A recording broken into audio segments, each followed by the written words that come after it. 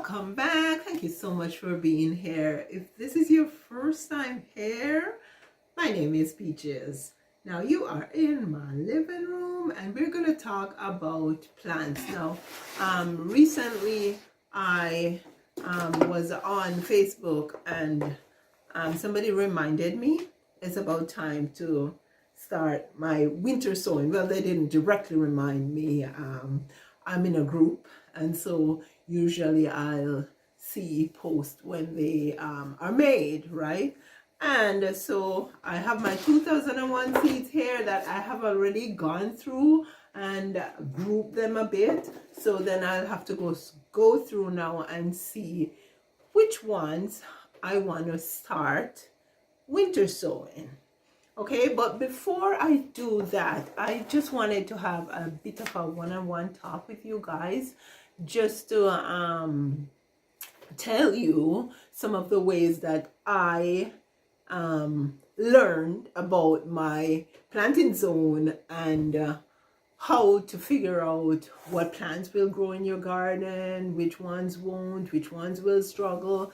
Because yeah, when we moved here, I like to say we moved with a business, with a home and a garden, because I took quite a bit of plants when I came here, and I would say that most of them took and they did very well. Like echinacea did very well, hosta did very well.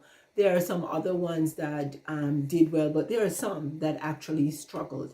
And that is because I was moving from Toronto to the countryside. Now, I think Toronto may be maybe a zone 5, 6, somewhere thereabout, I guess, depending on where you live. Not 100% sure, so don't quote me on that. I know for sure that where I am right now is a zone 4A, which means that it is colder, right? I think we get down to probably about minus 32.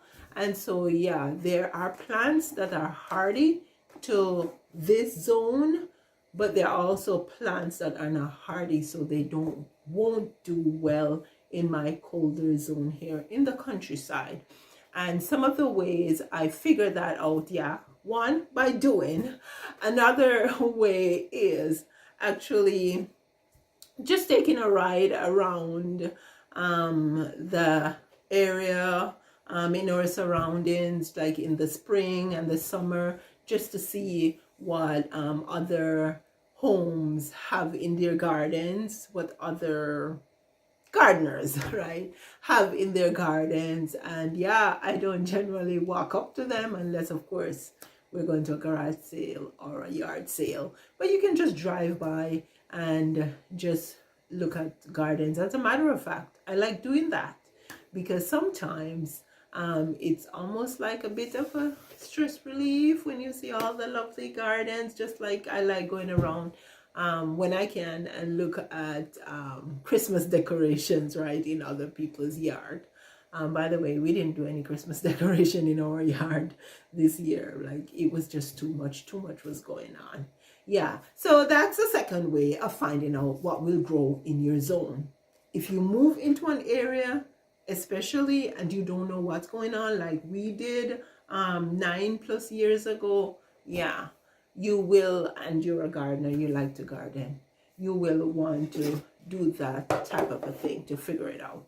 So that's one, by doing; two, by just driving around and look at other people's gardens; and three is when you go to the store to buy plants, especially the larger plants, they will usually have a tag. I don't think I have any tag here. No, I don't. But they will usually have a tag on them which says the zone that they're hardy to. So it says hardy to zone 5. Then usually if you're in a zone 4, you should not take that chance. But I did recently, I took a chance on a plum. It says that it's hardy to zone USDA zone 5. And it also says that it's down to minus 29. Now, as I said, we are probably about minus 32. But I took a chance on it.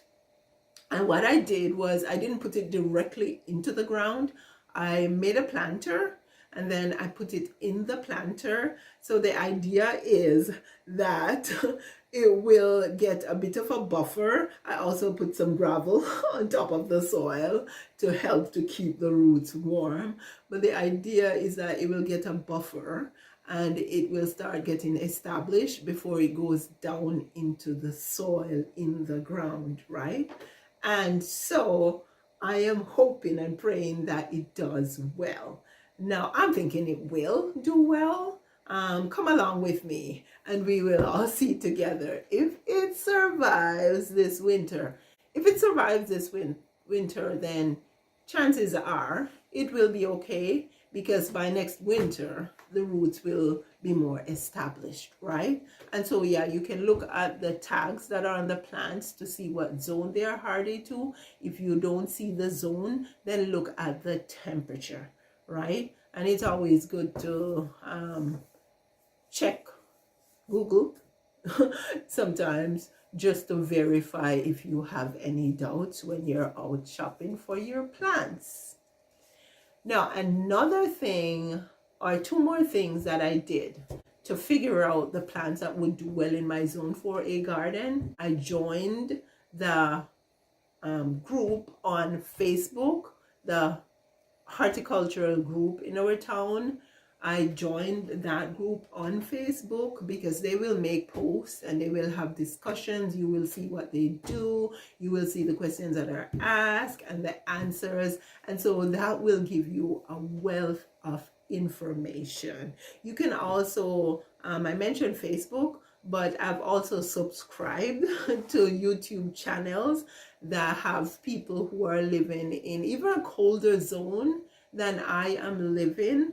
Because, for example, I'm living in a zone 4A, right? Somebody who lives in British Columbia in a zone 3, somewhere out there, if they plant something in their garden, I should be able to plant it too.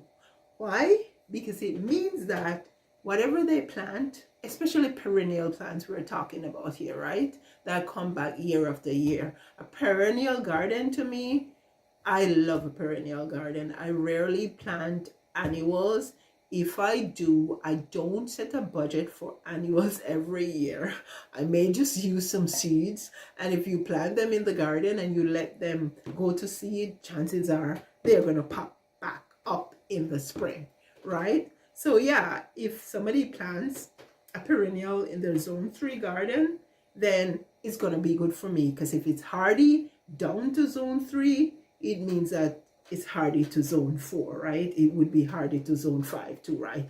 It will do well. So yeah, only you got to be careful, because if you live in a warmer zone, there are plants that have to go through a certain number of cold days or weeks in order to be fruitful the next year. And if that doesn't happen, then chances are you might not be getting fruits or much fruits from them. So you have to take that in consideration too when you start getting warmer and thinking about something that is hardy to, say, a zone 3, right? Now, one of the biggest and best things, foolhardy things that I did in order to get plants to go in my garden that I know would thrive is I started attending the horticultural plant sale. All the plants that are at the sale are from gardens in my neck of the woods. It means that if they're growing those plants, those perennials in their garden in my neck of the woods, they're going to be good for me, right? I just need to take care of them. So that is what I did in order to buy some more plants to go with what the plants that I already have, right? So join those horticultural groups and go to those horticultural garden sales, right? Because then and only then will you know that, okay, those perennial plants are going to thrive here.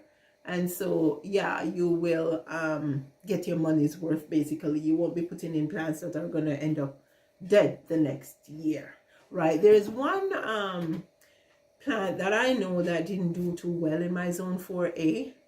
Mark, I still have a couple of them, but in the garden, but in 9 years, they grew like this high, right? Which means that they are struggling. No plant is supposed to take 9 years to grow like this high. And it's a Rose of Sharon. Now, last year I put one in a pot and it grew a little bigger. But yeah, I think Rose of Sharon actually doesn't do too well. I don't know if you have different varieties that may do well. I don't know. You could check it out. But Hollyhock does very well.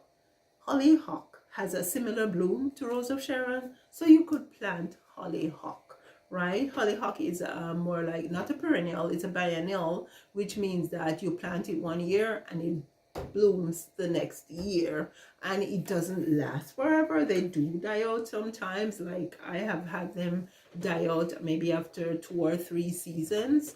And so yeah, hollyhock is a good one. Another thing is you can have different varieties of plants that may be hardy to your zone. So don't just listen to somebody, like somebody had said to me that what's a plant? No, I have the plant out there that I just got recently. I've always wanted magnolia. That magnolia is not gonna do well in our neck of the woods. But then I researched and I realized that there were magnolia plants that were hardy to my zone, right?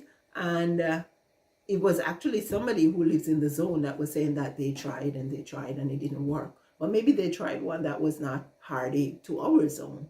I did the research and I found one that is actually hardy to our zone. I bought it actually at Costco because, believe it or not, in the spring, summer, Costco is a good place for you to shop for plant. Well, that's what I find, because fruit trees like magnolia trees, they usually have like for just about $49 or $59.99, whereas I find other places in my neck of the woods will have it for $119. Okay, so yeah, Costco is a good place to buy your plants. It's just a good thing that I'm sharing here, right? You save some, that's a good thing. So I'm in no partnership with Costco. Anyways, that's what I wanted to share with you guys. I am gonna go through like I have a lot of, these are vegetable seeds in here. I have some seeds in here that I saved from my kitchen. I have some seeds in here that I want to actually winter greens I want to plant inside. When I do that, I'll show you guys. And I have lots and lots of flower seeds in here. So the flower seeds, I think, are the ones that I will be going through to see which ones I want to winter. So anyways, thank you guys so much for being here. I hope the tips that I gave you something's choking me up, man. Thank you guys so much for being here. I hope these tips are helpful. Please like, share, comment, and subscribe. I will see you for the next video. That can only happen if you subscribe, right? So remember to hit that subscription button, and I'll see you again. You have a great week now. Bye-bye.